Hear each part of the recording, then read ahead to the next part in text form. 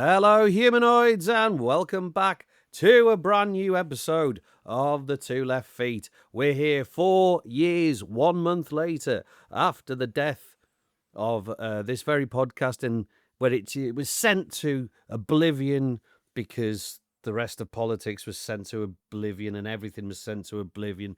But here we are, back, riding on the saddle, possibly with a new vehicle. Well, I suppose you could put a saddle on a vehicle, but figurative vehicle of of a potential new party on the horizon. And as always, well, I say as always, apart from last week, I am joined here in this very pokey little studio by the consigliere of the Two Left Feet, former councillor.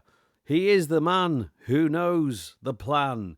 Please welcome former councillor Jabez Oakes. Hello, Jay. What's the plan?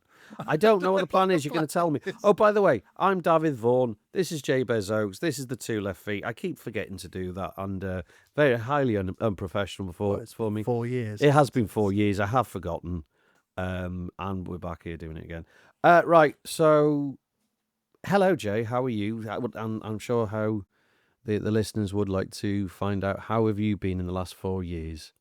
How has politics been for you?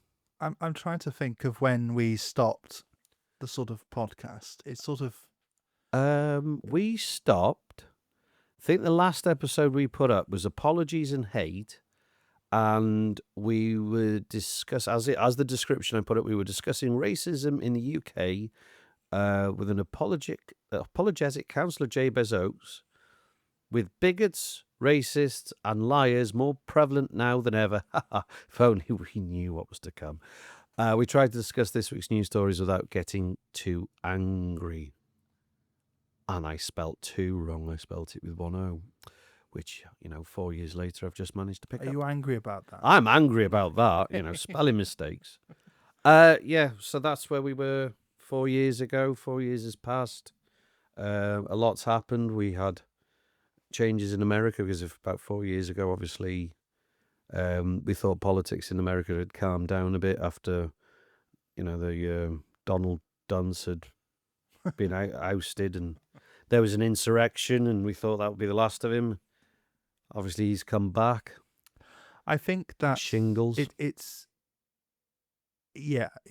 like when we said, "Oh, what are we going to do for the first podcast?" and you said, "Oh, let's just turn it on and see what happens." I think reflecting on the phrase "a week is a long time in politics," there's an odd sort of feeling of, well, it is a long time in politics, and so is 4 years, but also the 4 years feels very short. What has actually changed from when we stopped doing the podcast? We still have short-termism politics. We still have austerity-style economic planning. We still have the cosy lives, the cost of living. We still have the remnants of the pandemic that we're dealing with, even if slightly. We still have Donald Trump. We still have the veneer of conspiratorial right-wing politics constantly around everything we discuss. The listeners, the humanoids, as it were, will probably appreciate a difference in the coming weeks that we record this podcast, and that in the past, where possibly we were able to ignore the sort of right-wing fringe discussions going on, we now have to talk about. That's the mainstream. Yeah, that is now the mainstream. The right wing, the fringe, and even a lot of conservatives are, proper conservatives. They're horrified with some of the conversations going on, and it is because we are now in a position where the mainstream media, but it's not. I don't blame them. They are only reporting what is being said to them. Oh, I blame them. No, I don't blame them. They have a responsibility to. Oh, okay. I mean, it's an over responsibility with the amount of content that they put out, and the amount of hours they have to fill, and even before all of this, 24-hour rolling news, whether it was on channels or through radio like LBC Yeah. or something like that. It's a lot of airtime to fill. And if the topic of conversation that a presenter or a producer would pick, it's generally who's saying what now. And generally, you get the likes on the fringe of the right. They love to talk. I don't know, we love to talk, but they love to make these statements, these quite sort of conflict-inducing statements, which is brilliant for TV. It's brilliant for content and radio. So they know that, on YouTube, if they're not talking to the general public, they're talking to their supporters. So they'll put what's the name of that idiot who openly admits to being a misogynist and thinks that's the right way of Andrew Tate. Oh yes. And say Greg Wallace, but that's... oh dear.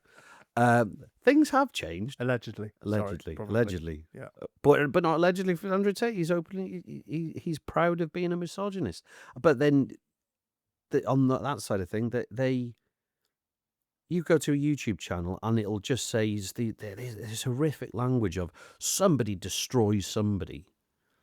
Somebody went. Oh, the language. The language is changed. That has changed in the last 4 years. Well, there's a YouTube channel, not to advertise other YouTube channels, because you should be able to get our podcast on YouTube at various points. There's some episodes up on there, I think. Well, I was listening to them the other day, but anyway, called Parliamentarian TV, and it's just these kind of 2-minute clips of a discussion in Parliament, back and forth in the House of Commons, and it's just minister destroys, depending on what. Yeah, and there's another one. Is it Joe? Yeah. Joe Politics. They do it in a bit more long form, but they do. But they do it as well. Yeah, and I don't know what it is, because they're going for the views. They're going for the hits because. Sorry, I can't hear in this right ear. You can't hear in the right ear, so I'll try to do it without. I'll try and adjust it. Is that better? There we go. Yes. There you go. There's a bit. So I'm just adding volume to. I was talking about the Joe and the what was your example? Parliamentarian. Parliamentarian. I mean, go and watch them. Go and listen to them. Watch people get destroyed and banged out, and it actually sounds quite a bit. It was definitely YouTube. It was definitely YouTube. Yeah. I mean, the language is getting that bad that it could be used elsewhere. Well, maybe that's it. Maybe it is. A recreation of John Major and Edwina Curry. And was it Edwina Curry or was it Virginia Bottom? Oh, several. I can't remember which one was the true one and which one Spitting Image did a parody. Yeah, it was Edwina Curry. Edwina Curry was the real one. Yeah. And then how close they got that. Anyway, sort of rambling on there. Yeah, the language has changed, and this is how a lot of heavily influenced people are now receiving their news and opinions. Yeah. The same people who once would have read The Sun, 20 years ago, 30 years ago, and they would have been, I'll read The Sun, page 3, and that kind of basic sort of grasp of what's going on. Mm-hmm. They don't want complicated. They don't want to be told the nuances of and the balance of one argument against the other for whatever subject it is. They just want to know what's bad, what's good, who's bad, who's good, and it's a very, very simplistic narrative, and they're doing it well. They're doing it really well. They are giving their viewers, their supporters, a narrative of these people are bad. This is bad, but this is good, and because this is good, you need to vote for us. And this is, and it's very depressing in the sense that when you look at the Labour Party, and as soon as they got in and were elected, immediately the right cohort media, and not extremists, Telegraph, Times, whomever, immediately went on the sort of line of, well, aren't they awful? Look at all these awful things they're doing. Oh, tax right, all the typical phraseology, and there's a huge amount of, as well as this person destroys that person and watch this person be horrible to this person, there's also this large amount of narrative setting where the Labour Party are just bad, whatever they do. Yeah. And That's their own fault. that is their own fault. That, you know, they are this. I'm not saying they're not bad. Sorry, I'm not saying they're not bad. They are in many ways, but it's a bit rich of the Tory backing press to suddenly decry Labour, who have done a certain amount of competency after at least 4 years of bad governance from the Tory party. I think that's my point, is that it's just assumed It's the short and memories. and in that sort of simplistic sort of presentation of the narrative that you But talked but about. then this is where I think the sort of, it's not the sort of media savviness of how and you got to think, these media companies, they're businesses. They need views. They need people listening to them. They need to demonstrate that they have a market share to go to their advertisers and then say, well, we have so many 100,000 people listening to us. We got so many, that is the business of it. So if putting an inflammatory comment up or a statement up gets them those views, they're going to do it. The problem is, like with Labour, who just, I mean, there's so many issues going on there at the moment, apart from completely throwing out most of its core base supporters over the last 4 years, one way or another. Either we've all left, or we've been expelled, or we've just turgidly pushed into a point where there's a feeling of no hope. That support's gone. What is left are a group of people who, I don't want to say that they feel entitled to be in that position they are. They certainly feel like their keys to power has been handed to them because they felt that it was their turn. That it was. Do you understand what I mean? I do. I can perhaps agree via something that was said to me whilst I was in the party a long time ago, which is basically, you guys all did a grunt work, and what you get in exchange is our branding and kudos as the Labour Party. The idea being, the Labour Party is a brand. It's an idea. It's a narrative. You supporters are about advertising that brand. That's it. Yeah, and don't have thoughts, don't have politics. Don't debate, don't discuss. Okay, that's a long sort of standing argument within the Labour Party, which sort of got changed after Kinnock came in. Yeah, and gradually over his argument, because over his elections, it was because was it the 80, which was the one before. Or was it 92? I can't remember. The one where they hired the Sheffield Hallam Arena, and instead for the conference. I don't think it was conference. I think it was just the start of the campaign for the election, and it looked like a convention. And that's what you said. And it's exactly that point where the Labour Party have tried and tried over the years to go to a more convention-based system for members of the party rather than a conference-based delegation. Okay. Do you understand what I mean? I understand. Because it's that same sort of point of, well, hang on, you're here to go around campaigning, but we don't want your opinions. No, thank you. No, don't tell us what we need to do in the PLP. What they're doing horrifically wrong now is communication. They cannot communicate to the public to save their lives, and literally they had absolutely terrible for bringing in controversial or really bad policy at the moment for the last 12 months plus. Yeah, you think the raising of I'm struggling here. Raising, what did they raise? So many things. No, the fuel allowance. No, see, now I'm just going to name all the bad things. No, the first one they did was the child benefit cap. Oh yeah. So the two child benefit cap. That was brain fart there. Then there was the Winterfield payments. Yeah. Then there was the PIP restrictions. Yeah. What was the last one that sent people over the edge? There was the Online Safety Act. There's online safety. Yeah. All of these things that have come in, Mhm. they have given next to no warning to the people that these things affect, and they've just gone in with. And I said to you years ago, they will do all of the bad stuff in the first year. They will get it out of the way in the first year because in their minds they'll go on the American model where if they get all the bad stuff out of the way in the first year, people will forget by the time it comes to election year. That's always been a strategy, even in parliamentary models. The problem here is that because of the feedback loop of the media, they've turned round on some of the policies and said, well, we're not going to do that anymore, such as winter fuel allowance, such as the PIP reforms. Obviously, there'll be different views on whether they should have U-turned on those or not. But the problem is that it's not good governance, and it's narrative-driven politics. It's short-termism. Yeah. And the things we were complaining about 4 years ago, especially in that latest episode,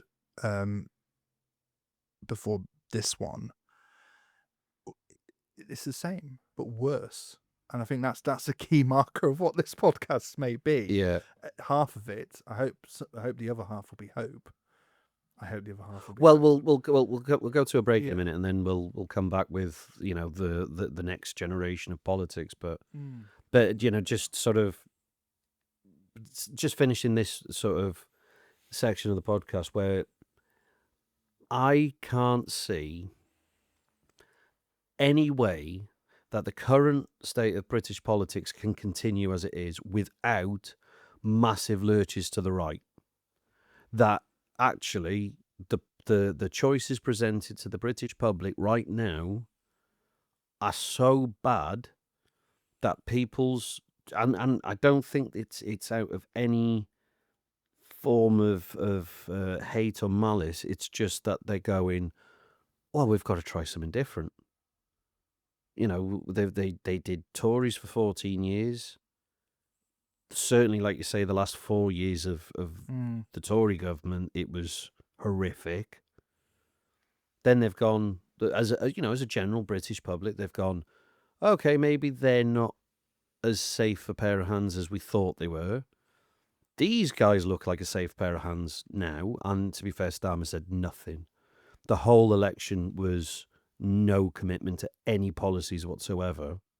And just by doing that, they looked more competent than the ones that were already in. 100%. That was the strategy. And we saw a new going in. Well, there are no policies because they don't want to be challenged on any policies. They don't want their feet held to the fire over anything. They don't want to be told, in a year, 2 years' time, or you didn't live up to the manifesto of the 2024 election. There's nothing there. There was nothing there. There was nothing there's nothing to rally behind, certainly if you were a supporter of the party. Well, there's certainly no big ideas, which are what's needed. And this is where, new government's coming in. Yes, you've got to have some big ideas to come in. I mean, New Labour did. The New Labour, well, we don't need to go into that because most listeners will know what they did. But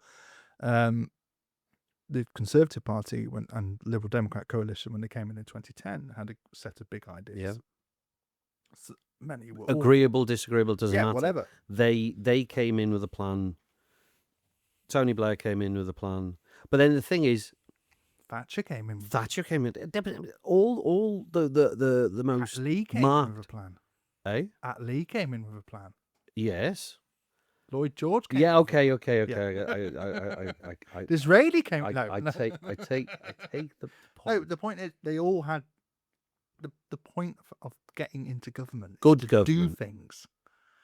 And this Labour Party, and we'll perhaps discuss the positives next, but this Labour Party is committed to doing nothing. The status quo. It's managed decline. Yeah.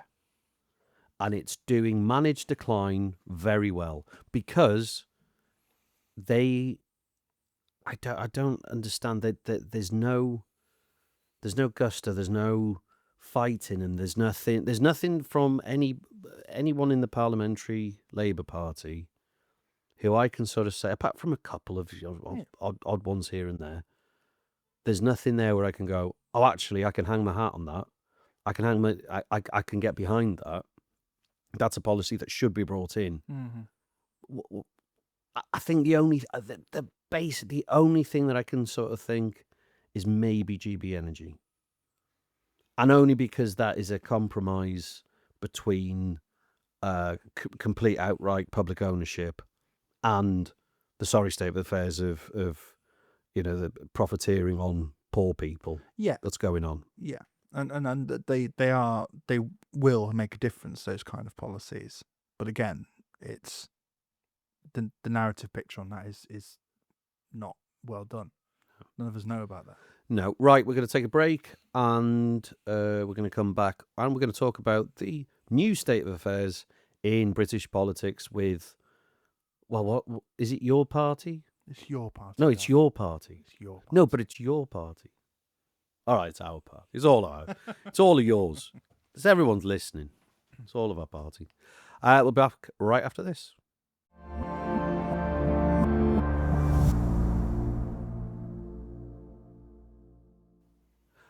Right then, humanoids, welcome back to the Two Left Feet. We just had a little break there, mostly to check if what we just said and done had recorded, because we're it's not just a reinvention of this podcast; it's also a ingenuitiveness.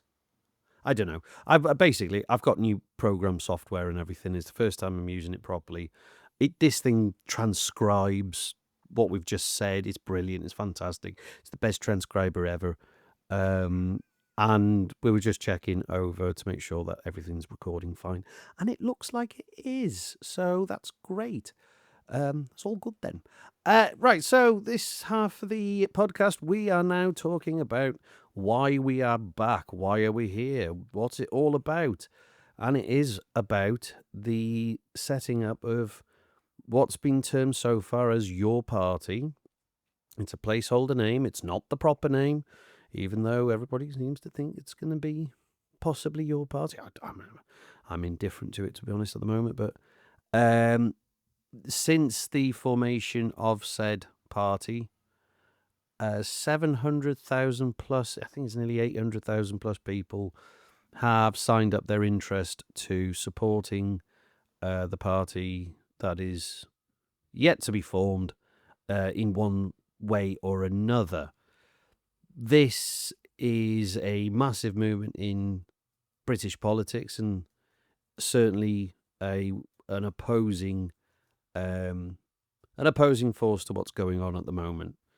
And I think it could possibly change how politics and elections are conducted in the United Kingdom for a long time to come. So, Jabez, talking about how this party has come about, just for the record of people who are stumbling on this podcast and then going, well, why? Why exactly? Why has this come into being? I think several things have happened since Labour started being regarded as the next government, and then they became the government at Westminster, that there's a clear two reasons in my head anyway. The first is that there was the left slant of the party who were being deliberately removed or quite severely ostracised, Told to leave, yeah. or suggested that they should leave. Barbara Starmer's quote, there's the door if you want to leave. Yeah, basically. And I think that the upshot of that is a lot of people started feeling isolated from a party that they'd either joined relatively recently, such as myself within the last 10 years. Last 10 years or so. And now a big difference is those people who have been members of the party all of their lives, including Jeremy Corbyn, including Zara Sultana, or at least since their formative years. Yeah. And the second reason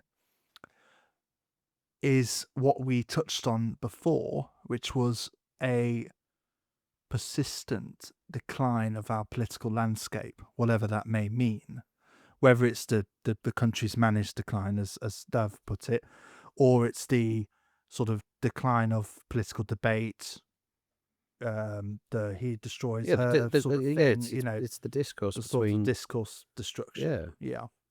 And they're the two reasons. Reading the various statements of the various leaderships, as it were, of the party, there are certain focuses on the international scene, sort of not focusing our time on funding regimes which may be doing awful things abroad, and also You're being very, very careful what you're saying there. no, not really. Well, yes, but no, because I'm trying to keep it broad brush. I don't want to get into Yeah. specifics. I'm sure we'll get Well, into that I don't want in to future suggest podcasts. that the only reason this party exists, because it isn't true. The only reason this party exists is because people are really unhappy about Labour's approach to Gaza. That's not, in my view, why this party exists, but it is. And I just did a quick Google of your party before the podcast. This is what the media are identifying as going to be the fault lines in your party already. So there's already a design to try and the media are just trying to find out because and again, I think the media's justified in these where the cracks going to appear, because we have had a century of the left quite openly and publicly tearing itself apart. Sure. What I think is different this time is that it's torn. Oh yeah, it's gone. So the right wing of the party, the left wing of the party, well, that's what you were it saying doesn't before, exist anymore. With the door being open, the right of the party, relatively, have said, "Okay, go now. We don't want you anymore." Yeah, and that's all part of their sort of narrative and argument shaping. I mean, one example is to call everyone who disagrees with the certain aspects of the Online Safety Bill now act, or you're supporting paedophiles and child abusers and sex traffickers. This sort of, they're playing into the destruction of politics, it's not. That's not a genuine, honest argument. No, it's not. But that is the argument style that they're using to ostracize and remove left-wing people in the Labour Party. In not why I wasn't removed, but it's one of the reasons I left was I felt I just couldn't be part of this brand system. Interesting. Than, just on that point. Mm-hmm. What was the final straw for you? What broke the camel's back? There was a national reason and a local reason. The national reason was Sir Keir Starmer going on television, who is obviously a famed human rights lawyer before he became chief of the prosecution service. He went on national radio and said it is justified and not against the Gazan citizens' human rights to restrict their access to water and food. And that was his interview on LBC, wasn't it? Yeah. And he didn't retract it, he didn't correct it, he didn't feel the need to, he didn't want to. And he has said different things since, but at the time it was just clearly you're not being intellectually honest, which is the minimum I expect of leaders. And if I was a member of the Tory party and Boris Johnson did say things like that, not being intellectually honest, I would have left as well, as many Tory members did. Also locally, the county council, which is controlled by a majority it's a coalition of Labour and Plaid actually, they decided to try and restrict and majorly close the library hours across various areas of the county. And sort of those two things combined, seeing how, we were always promised that once we had a Labour Party in Westminster, and a Labour funding would flow and things would be protected. In Wales and a Labour-controlled council. So at every level of government, apart from town council, but that's a whole different thing, county, Welsh, Senedd, Westminster are all Labour. And yet my libraries are still being closed. Yeah. And it was So that it's local still being national cut. paradigm, and it was just, Yeah. what's the point? What's the point of carrying on? What's the point of fighting? What's the point of trying? And Yeah. I mean, yeah, yeah. I mean, I think on the same sort of yeah. What was your reasons to have for my stepping back? reasons were the fact it to be honest, it built up for a while. It was because I think in the previous podcast before we took a hiatus on it because we just couldn't do it anymore. We both drained of having to listen to these um,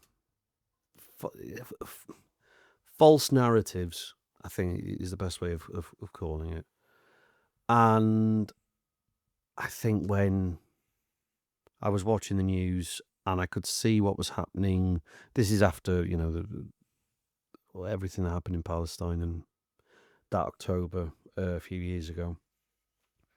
And I think about a couple of weeks in, I could see straight away, certainly from the news reports they were overly hinting at some aspects of the kind of conflict that was happening, and you could see that actually this is going to be a steamroller.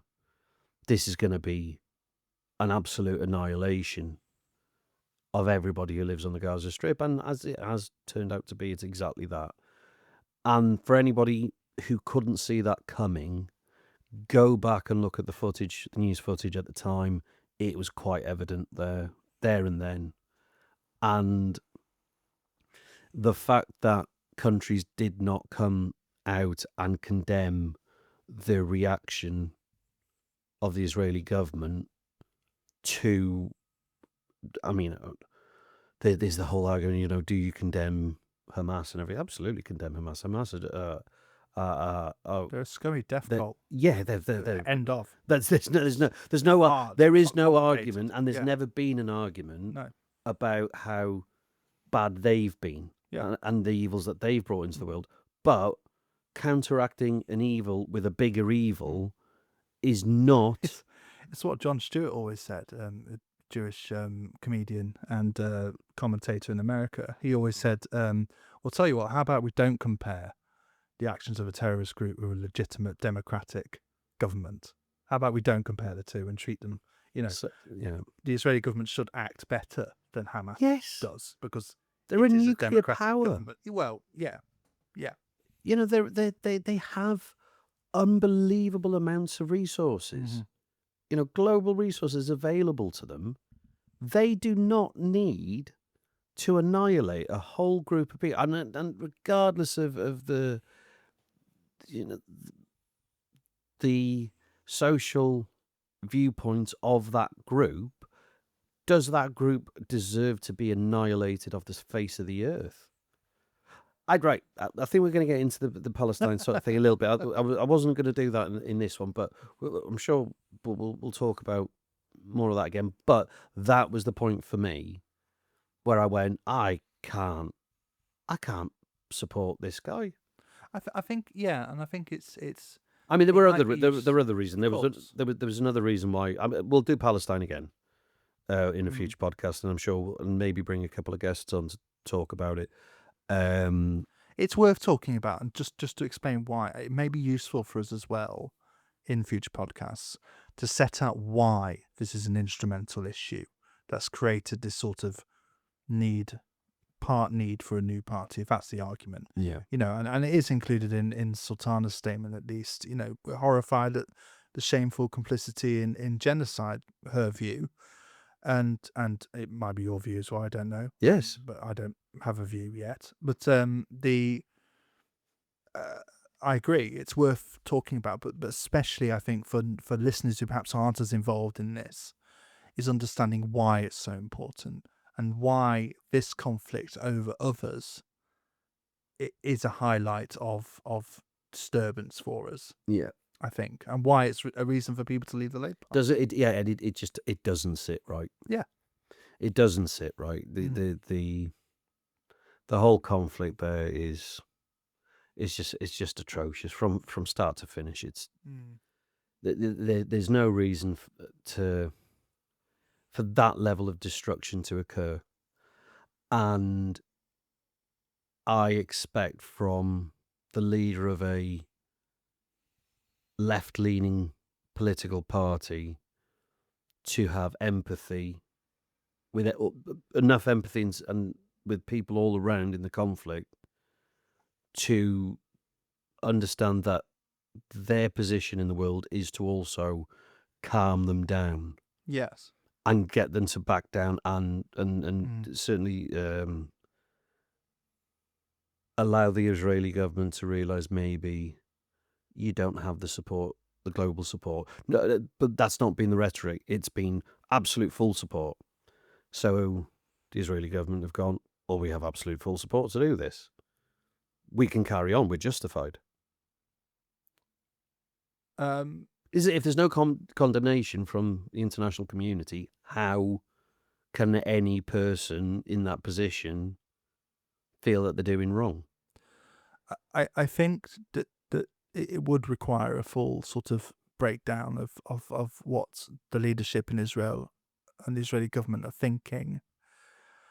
I think it would be churlish almost for me to try and sort of say, well, it's not just about the lack of condemnation. I think there has been condemnation. I think In so, the you later know, stages, yeah, in sort of when pressure has now mounted in the last sort of 2 months or so, yeah, because this has been recorded mid-August 25, certainly since sort of about May time, June, yeah. it has ramped up. But even that, it's still careful language. It's not.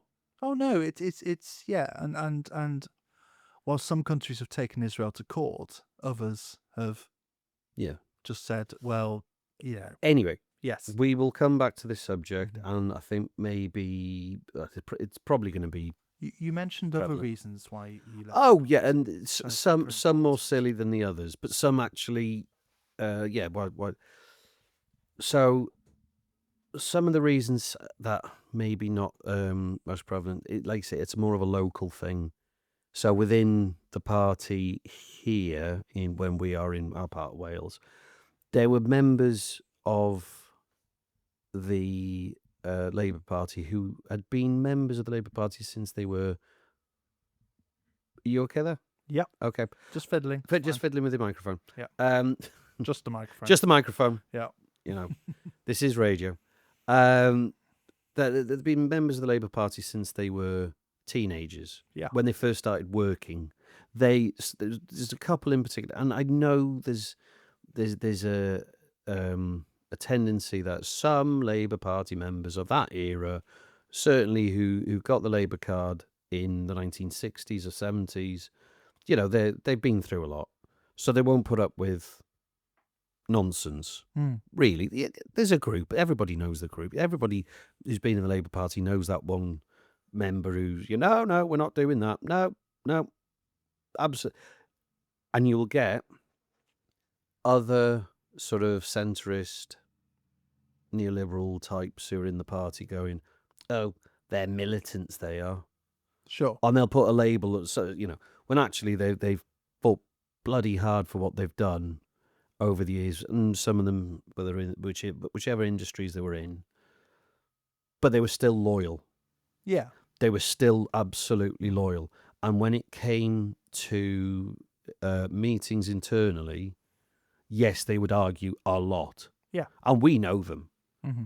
They would argue tooth and nail over a point in a resolution that a CLP was putting forward, or something towards a conference, or whatever it was. They would, and they would be hard in their point.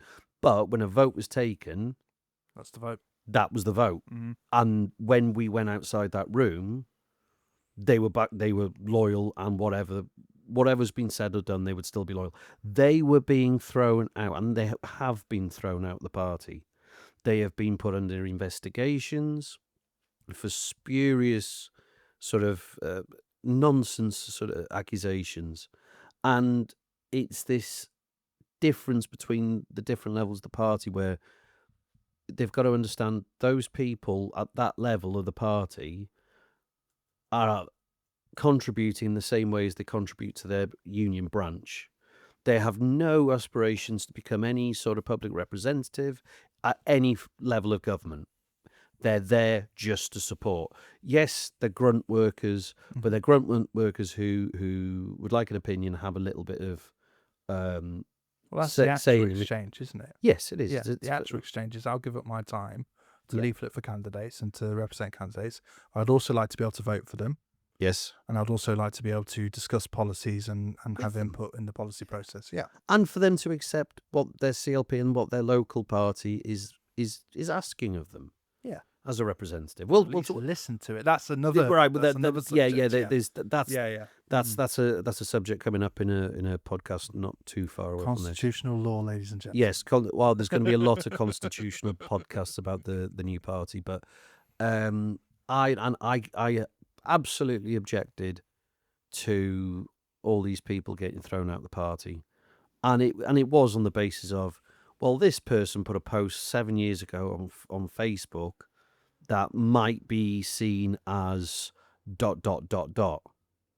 And when you just look at it and just go, no, it was a football post, or it was something that's not in the right context. And then you're going, why are you doing that to someone who's not going to be a representative of the party? Yes, they're in the party. They're the ones that put the banners up outside the houses during election time, but they're not going to run for an office. Mm-hmm. Why are you hunting them out like that? And then, of course, the reason why is because of what happened in 2015 and the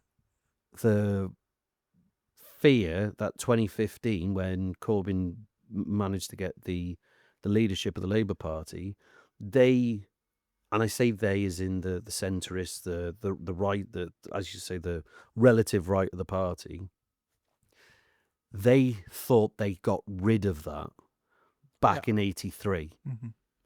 They thought that after Tony Benn's manifesto, which, all right, Michael thought he carried it forward, but that they thought that was it. They'd done the job, that kind of way of doing politics was gone. Mm-hmm. And here it comes back. It's reared its head again.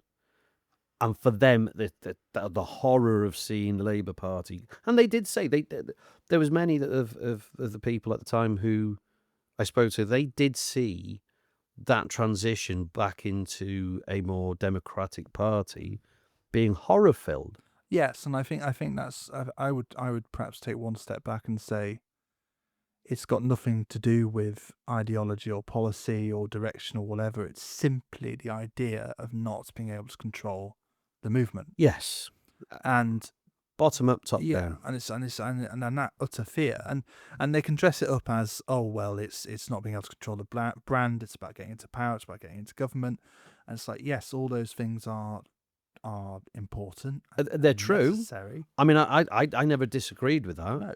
I always said when we needed a better public face at a local level. Yeah, and there's local branding that we could do, and there's local things that and being able to be relevant within the community. Yeah, absolutely. Mm-hmm.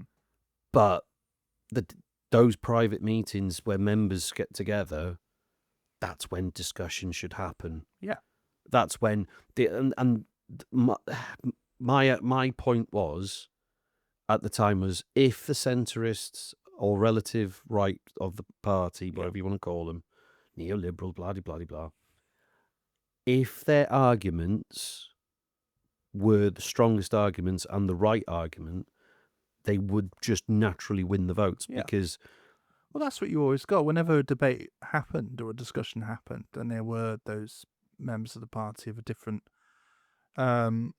ideology, they would sound tired and frustrated at having to debate the point because their idea was always assumed to be the best, or their view was always assumed to be the best. And that could happen on both sides, frankly. Absolutely, yeah. But then it's up to that side to and it's the Labour Party was a broad church, is a broad church. Was, thank you. Sorry. Fine. And it's sad when that sort of moment ends, but the only way a broad church carries on if people are allowed to discuss things openly with the aim being something and this is where I think Starmer's tenure as Labour Party leader could be the tenure of one of the last Labour Party leaders. possibly. Don't know. Because, and I don't say this in a flippant way. I mean, you look at the former big Labour leaders, and just start off with like all right, forget Ramsay MacDonald. He had his points Mhm. because of what was happening with the run on the pound in, was it 31?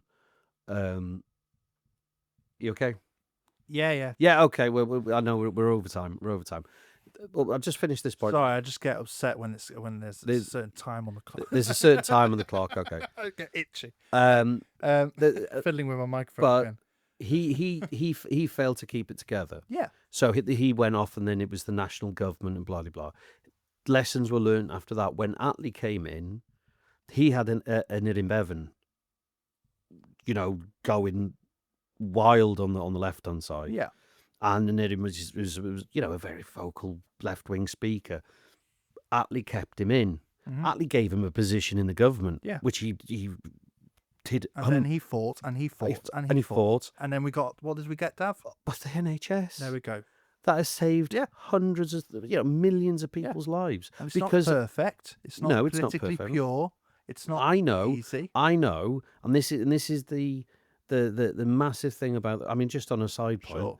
I know that if it wasn't for Erin Bevan, I wouldn't be alive today. Yeah. I know that as fact. Sure. The fact that that man fought that hard and became so unpopular and didn't care because he knew it was the right thing, I owe my life to. And there'll be people listening who Will say the same thing. And if they're not, majority of people would say to that. reflect and realise that that's the case. And that's where Attlee was okay. He didn't listen to the likes of Morrison and them with the challenge of the leadership, but he kept them in. When it came to Wilson and Michael Foot was more of an intellectual lefty more than anything. Academic. But then when move further on, and Tony Benn's sort of period, even when Blair came in, Ben was still around. Yeah. He kept him in even when Ben was going on Well, about. Blair spoke about how He had Corbyn and Ben at the same time. He would meet. Yeah. And I think there was actually an interview recently where Owen Jones said, and there was a little insight. Owen Jones speaking with Corbyn. That's with where I got Corbyn, it yeah. from. And he said, "Oh no, he used to bring us into meetings and basically said, well, because you had to get the that's votes. how you." And that's Tony Blair. Yeah. The most neoliberal party leader understood you had to persuade people. You had to persuade people. You had to actually talk to them. And then it's come to Starmer, and his thing is, no, dismiss them all, get rid of them. Yeah. Leave. That And what has happened is interesting.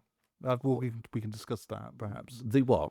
Element of control. Yeah. There's quite a controlling nature at the top of the party. It's in, you can sense it, you can tell, And this is what he wants. And the fact that there's an argument going around, this party, it'll split the vote, it'll split the left vote.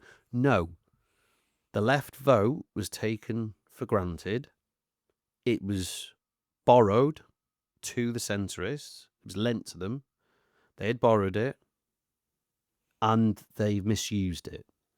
It's not splitting the vote, it's taking it back into a form where the left can be happy in who they vote for.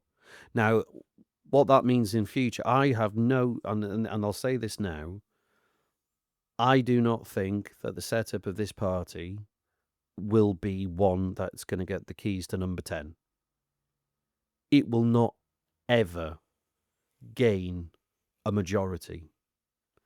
However, I think because of its presence, and certainly with the current political setup with the parties involved, I don't think it will allow any other party to gain a majority. I think from now on, it will be coalition governments that will be the normal. that there's a clear, instead of having this broad church Yeah. ideology, which came about to defeat the Liberals and the Tories a century ago and break that two-party system. It just became another two-party system, and the Liberals moved into either party.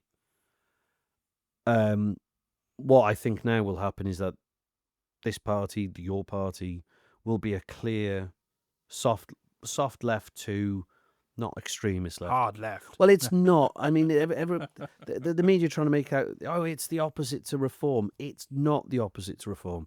The opposite to reform is the Communist Party. Yes. That's the opposite. And the Communist Party of the United Kingdom, well, they're just a bunch of splitters anyway. So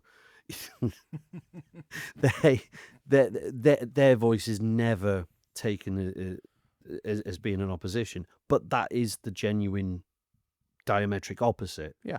Where we are, in terms of this your party, we're probably somewhere opposite the hardened Eurosceptic Tories. Those Possibly. I think. I mean, Reform are just made up of former UKIPers and BNP members. They're the two. That's their broad church. That's their broad church. Their broad church are racists and isolationists. And yes, that's what it is. Xenophobes. Yeah. Yeah. And Labour.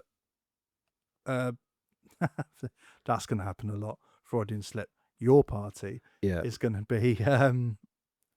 It's going to be.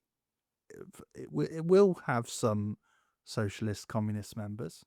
Yeah, I've already seen. Also have some people. Yeah, I've seen a few videos. Me. I think is it what's his name, Crispin Flintoff. Oh yeah, I've seen a couple of his videos of some meetings going around. Mm-hmm. Which is if he ever listens to this podcast, then keep up the good work. It's nice to see.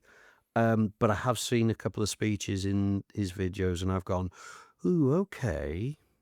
That's in what sense? Well, there's a couple of speakers in a couple of his videos that seem to think that they're going to put a revolution together, and that their aspirations for this party, I think, need to be dialed down a touch. Yes, I mean, some days of the week, I don't disagree with a revolution, but most of the time it's just no. I mean in genuine terms of they talk about, and it's this old, and this is where I do agree with some of the centrists. There is an old language that comes within. Yeah, I get within hardened socialists. They can control the means of production. I don't. Yeah.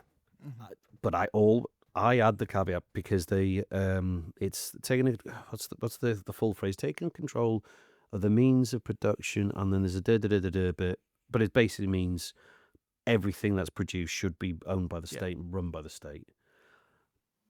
Owned by the workers. Oh, well, owned by the workers. Who owns the state? Yeah. And but then Trotsky, Stalinist. Yeah. But my thing is, yes, there should be an element of that in some sort of modern form. Yeah. But only for the necessities. So for those who've ever read the Ragged Trousered Philanthropists, it talks about the necessities of life, and that makes perfect sense. That makes perfect sense for a party like your party to get behind, which is why when I said before in the podcast about GB Energy, yes, as a not-for-profit set up for an alternative to an energy market to try and drive down prices in the private sector of the energy market. Yeah, okay, I can see that. I can understand that. Maybe someone running an energy company should be on the same wages as someone running a big international conglomerate business as well, and whatever the parity of wages and on that. I'm not begrudging someone to earn that kind of money. I'm really not. I am a little bit. Why? Yeah. Why? See, this is now you're getting into. Now we're doing that left-wing intellectual sort of thesis now. Well, it's not. It is because if you applying moralism to politics, it's saying that actually, when we make political decisions and decide to do things, is there a moral reason behind it, or is it rationality, or is it science, or is it stats? And we've got Rachel Reeves in number 10, number 11. She wishes. Saying, well, I'm following my own fiscal rules that she made up, and I'm following what the Bank of England says, and blah, blah, blah. And they're using statistics, blah, blah, blah. And there's no actual ideology, there's no actual principles of morality around it, which is why the number of children who are falling into poverty is rising every single year. She can just say, oh, that's got nothing to do with me. Because I'm following the stats and the rationality. I think you're misunderstanding the argument I'm trying to make. Is that the individual who holds a high post within a, say, like GB Energy or similar not-for-profit companies that deal with necessities of life. Yeah. That whole concept of necessities of life. I don't begrudge them a competitive wage. No. Competitive wage. I would like to see that those organisations run by the best people available. And if that, for an attraction for the job and an incentive to... What's their motive? Is it profit or is it... Well, for them, of course it's them. For individually, for that person to run a massive organisation like an energy firm or a water company or a hospital or whatever it is, whatever the necessity is, transport even, that there has to be an incentive for that person to do well and to retain their job and their position. Yes, and that's what some on the left, not me necessarily, would argue, that their motivation shouldn't be their own individual interests. It should be the wider community interest. That's where I think the split between communism and socialism is. There you go. And that's where, I don't see socialism, proper socialism. I say proper socialism, it's thrown around. What I mean is that when it comes to the needs of socialism, it's just to make sure everyone's okay. It's to make sure everyone has enough, that no one's getting robbed on the necessities of what they have to have, and that everything else is private sector. So I wouldn't want to see, for example, I don't know, a toy company becoming publicly owned, nationalised. I mean, is there any argument? There may be. You could argue that babies, a key part of a baby's development is to play with toys and puzzles and that sort of thing. What, like a PlayStation 4? No. Are toy companies making PlayStation 4? Well, I was sorry. In my head, games consoles are toys, but... How dare they're a legitimate hobby. Yes, that all ages can enjoy. Okay, but then that's swearing. First swear word. There you go. Am I gonna have to bleep that? Yeah, probably. It doesn't matter. It doesn't matter. It's fine. What I'm saying is that I don't want to curtail development on the basis that, well, actually everything needs to be flattened like a trowel with a trowel, and everything needs to be level.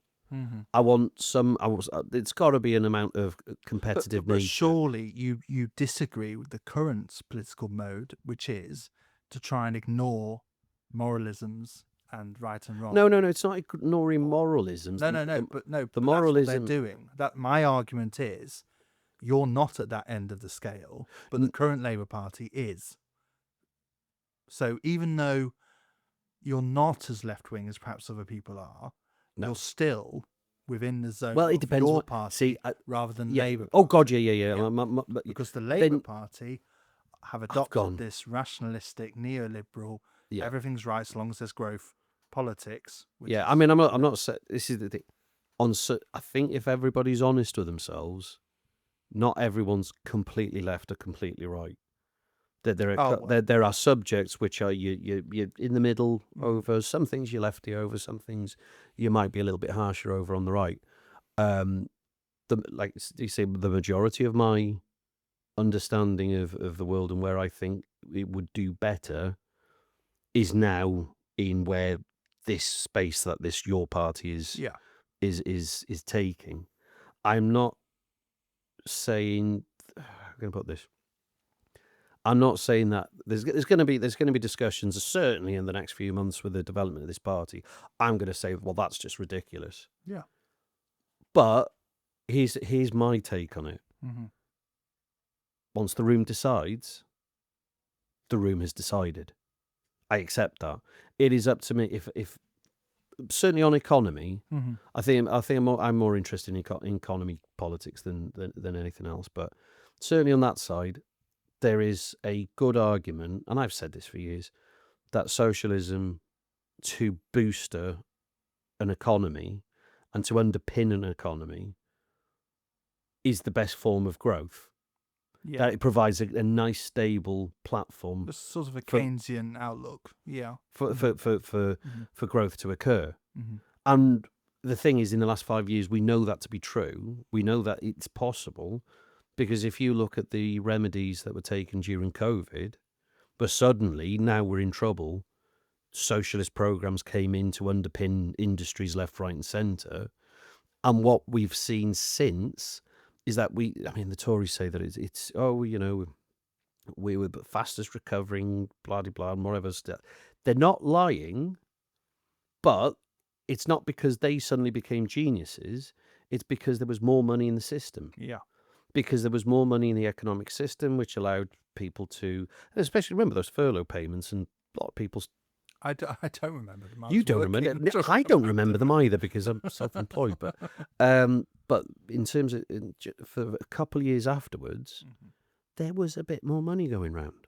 Yeah. Builders were making a bit more because suddenly people had more money to do extensions and jobs and everything, and the money moved around, and there was greater taxation, and the economic growth was looking okay, and then suddenly it stalled. And that stalling is where energy prices came in. Yes. And suddenly took all of that extra cash that was going round and brought it back into a an economic oil sump. So anyway, those are arguments that need to be had down the line. I have no issues with some lefties where they go, and it was just when they were saying, well, suppose what you could say intellectual left wing theory, Yeah. and saying it in such a way that half the room were lost in what they were saying, and the terminology that they were coming out with was just okay. That's. I think when you it's a lot to listen to. you start mentioning previous writers of the theories and whatever else. I think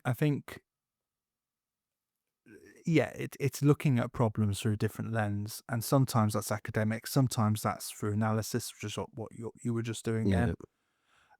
But the one thing we've got to get away from, and this podcast will do, is not looking at things through a singular perspective of this person destroys that person, and this, it's the simplistic client journalism that we've been having to deal with over the last 4 years, and your party is going to have to contend with that realm. It's also going to actually build something that survives it. Yeah, it's not. I'm thinking now, as you've said that, I'm thinking now that in order for, I'll give you an example. So I had a question thrown at me from a member of a different constituency who's trying to set up a Your Party online presence. And one of the conversations that came up was TikTok and Instagram. And those things are important for modern canvassing, modern electioneering, because that's how you communicate with a lot of people very quickly. And you just, Farage, he's doing it well. He's got someone doing it for him, but he's doing it well. And sometimes it is a case of you have to have that hook to draw them in, but it doesn't have to be that kind of nasty language. It can be other things, and it can be long form as well. Like Farage has TikTok and Instagram and whatever and YouTube, but he also has a program on GB News that's an hour long every other night or whatever it is. He's doing the full. I'm not saying we should set up GB News. That's no, God no. Just on a side note of that, have you seen Alexi Sale's TikTok page? No. It's hilarious. Okay. It's brilliant. I've seen him dancing. That's it. That's the one. Yeah, That's the one. So he dances. He teaches young, the youths of the generation dance moves, and in between he gives a little snippet of Marxist theory. Okay. So he does, put the star jump, the push, the row, and then he'll go, well, actually, collective bargaining is and then it goes back to the dance. The silly thing is, like you've seen it, it's actually become quite popular. I switched off though as soon as he said Marxist theory. I don't know, maybe that's just my aversion to It's just ever reading Des Capital again. But it's up there on the shelf. It's an interesting read. It is an interesting read. It's of its time, and I think a lot of people. I think that's what gets me sometimes. The language is from 150 years ago. Yeah, written by a German. Oh, I mean, okay, it was xenophobic there, but no, I mean it was originally translated from German. German, yeah. So yeah, but in terms of the language where people who've read Das Kapital and others, they are still talking about the struggles of the proletariat from a Victorian era. My argument, and I think we have spoken. Did we speak about this on a previous podcast? Probably. Probably spoken about everything. Possibly the revolution of Marx, the Marxist revolution. I think it's already happened. I think it's already completed. Oh, okay. That there is no more revolution from the Marxist point of view. Did we control the means of production yet? I must have missed that bit. Well, we did at one point. When? Certainly about the 60s or 70s, there were the production of coal, the production of oil, the production of farming. Again, this is the problem. So it was there. Depending on where you draw the line, some would say no, it didn't, and others would say. Oh no! It was slow. It was a very slow revolution that happened in stages and bits. The vote for men, the vote for women, the means of production. There were little bits that were given over a century. Yeah. And then certainly since 1979, it's all gone the other way. The tide has turned. What I'd say is that, and just to close, we'll close the podcast really, because it's well over an hour now. Well, we're only doing 40 minutes, but is that the discourse in language that your party will create won't be a revolution. It won't be a landslide victory to a party that's set all its views in the left, because not everyone will go for that, depending on the circumstances, and that's fine. What it will do, it will be a large bloc within parliaments and senates and councils and everything. It probably won't be a majority. In maybe some rare cases it will be, but it will be forced to work with others. Yeah. And it will be forced to work with the Greens and the Lib Dems and Plaid and the SNP and even remnants of Labour. Just like the Tories work with Reform, they work with UKIP. Yep. They've worked with all of his people for decades. Yeah. It's all the same thing. It's just creating coalitions. And I think maybe, I think this is the era that we're coming into now, is that the left-wing party... We're catching up with the rest of Europe, basically. Well, catching up with the... and the world. And the world. But in terms of what we were told in when we were in the Labour Party, which is it's a broad church. It is. It's a broad church. It was. And the arguments and discussions that were had in private meetings stay in the private meetings, and once we leave that meeting, we all hold a unified voice. That can't happen anymore. Now it's a case of, well, actually, all of those debates and arguments we had in those private meetings, they're now public. We'll have those debates in front of everyone. Yeah. So it always should have been, in my view. But there we go. Yeah. Well, there we go. This is a better form of democracy. Yeah. And I think if there are more coalition governments, then it doesn't harden one party's I guess, prerogative to install their dogma on everyone, and that includes your party. Oh yeah. That Same. includes the left. Yeah. I'm not just saying about the right, and the balance between the two Mhm. will create a better progressive country. Or balance between the centrists and the left, or the centrists and the right on some occasions. It's a proper government, for God's sake. I know. Anyway, yeah. I know, and then We could go on. we could go on, but we're not, because we've done well over an hour. So, ladies and gentlemen, that is the return episode for the Two Left Feet. No longer an unofficial Labour Party podcast. We are just an unofficial podcast, Or an official. We can be an official podcast now. but officially unofficial. Yes. Because if we're an official podcast, that means we're throwing our political weight behind schedule and stuff. Yeah, and as it is, we're just talking. But if you do hear this, then microphone in terms of your party support, do share this around. We would like to get some guests on. I think one of the most exciting things that I've found with the new setup that we've got here is the software that I've now purchased allows me to invite guests remotely. So if there are any prominent guests or people who do want to come onto the podcast to have a chat, the availability is there. The website, there's going to be a couple of things. It's going to be difficult to contact us for a bit.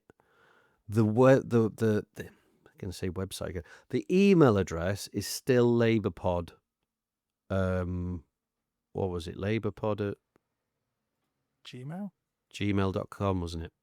Yeah, labourpod at gmail.com. Yeah, still contact us on there, or there's a Facebook page. Yeah. We're a hard-working podcast. That's why it's called Labour Pod. Yes. What? It's called Labour Pod. Yes. Because we're a hard-working podcast. Okay. I was going to try and with a certain nothing party. No. We will have. I was going to wait. I was going to wait until after conference and then change the sure. and then change the email address. So until then, it's still labourpod at gmail.com. Yeah. Right, until next week, there's nothing else to really say apart from if you're in the North Wales area, do have a look at the new Your Party Facebook pages. So there is one for Clwyd East, Clwyd North, Wrexham. There's a group for Meirionydd and Glyndŵr. No, is it Meirionydd and Glyndŵr, or is it Maldwyn and Glyndŵr? Oh, I can't remember. No, it's Maldwyn and Glyndŵr. Yeah, the constituencies have all changed. There's a group for them. There's all sorts of Facebook groups being set up by organisers all across the country because of the email lists not being allowed to be shared amongst people who aren't members yet, which is, a thing. It's the law. It's the law. And if you are interested in helping your local constituency, do get in touch. There will be these little pages and groups on Facebook appearing. Certainly in Wales, there's loads appearing now. Yeah. And there's exciting times. Yeah, absolutely. But we're also under pressure. Time-wise, we're under pressure. Yeah. So do have a little search and look out for your local page. Get in touch straight away. That's all you can do, and then offer your help. If anybody is in the North Wales area, there is, like I say, there's Facebook pages for Clwyd. So Your Party Clwyd East, Your Party Clwyd North, Your Party Wrexham. Get in touch with those pages. You will be able to get in touch with me through them, and we are looking for help. Please. Bear in mind as well, for the more rules orientated of us. Yes. Just take a deep breath. I'm having to take a deep breath. There are no rules at the moment. We're cobbling stuff together. No. But it's really great to see everyone, and really great to see such hope. And Yeah. yeah. It But is. there's the procedure and rules side of the party, which The some of us procedure and rules. enjoy extremely. Right. Okay. It's non-existent Right. at the moment. Okay. But right. I've had conversations. Oh yeah, I'm sure you do. But officially, Officially, we're no, working up to no. delegations and Well, this no, sort of thing, aren't we? it's Yeah. that word. That's the Yeah. issue that we're under pressure and time wise. Ah, It's the delegation for the first conference. okay. Because there's obviously 800,000 people that nearly signed up. 800,000 people can't turn up to a building somewhere. It has to be delegation done. Yeah. Which means the fairest way is through constituencies, which means for those who are getting involved, you need to get in touch with the organizer in your constituency to then have a meeting to send delegates from your constituency before. Is that an approved mechanism then by the party? No, Oh. it is complete. What would you call it? Ad hoc. Oh right. Interesting. But it's already been discussed. Yeah. That it's how it happened in the past. Yeah. I mean, to be fair, I mean the formation of the Labour Party, it was in a field somewhere in the Midlands somewhere, wasn't it? Sure. No idea. And it was just an open field, and tens of thousands of people turned up, and that's how it was done. I don't think we can do that in this era, but delegations. I mean, if whatever's gonna happen is gonna happen until those who are working in the inner circle of organisation, and this is literally, it's just people organising things at the moment, until they give a clearer view of how many delegates, where they're coming from, how they're going to get allowed entry to the conference. This is what I'm saying. Just don't worry about it for now. No, don't. Apart from, get involved, look at these groups, see if there's something you want to be involved with in your area. That's how you do it at the moment. Yeah. No, I mean, literally at the moment, the most important thing to do, yes, there's discussion groups, and I know we have the WhatsApp groups and everything. The most important thing to do is be there ready, because there'll be a decision coming up soon in your constituency area that will be asking of who is able to go as a delegate and who is appointed, who puts the name forward, who gets voted as a delegate by that constituency group. It's important that those people organising in their areas, and like I'm trying to do, is to make it as fair as possible in preparation for it. Yeah. In the next month or so. Yeah. Because by October time, we will know how it's looking. Because they're talking about a conference in November. If it doesn't happen in November, it will be January, February. Yeah. For Wales, that's a bit too late. Which is why they're desperate trying to get things done for November. But in order to help that process and make sure we're ready, is that when the shout goes up of, right, delegate planning is open, this is what we want from every constituency, that the people are already in communication with each other to provide that. Great. And what I don't want to see is that people who have signed up interest then come back to us at a later date and say, well, I never found out about that, and when this is the only means of communication we've got. Yeah. But there will eventually be a time when it becomes more formalised and... Oh, absolutely. But these are early days, is the way it is. Absolutely. Okay. Right, that's the end of this podcast. We will be back. We will try... It won't be every week. It might be every 2 weeks. It'll be... We'll see how it goes. We'll probably try and put something out on a Wednesday if we're in each other's company. We'll see. We'll see how it goes, isn't it? Yeah. See if there's any news. I mean, it's August. I mean, there's no news in August, is there? Apart from the whole of the European... No, stopping the podcast now. We're done. All the European leaders running off to the White House to sit there pleading. Next week. Okay, we'll do that next week. Or the week afterwards or whatever.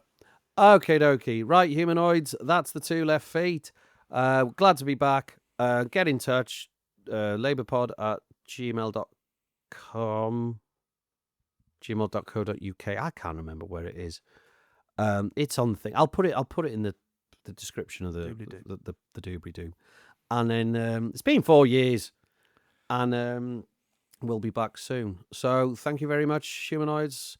Ladies and gentlemen, this is the Two Left Feet. I've been Dafydd Vaughan, and this has been Jabez Oaks. former councillor. We'll see you next time. Bye-bye. Bye.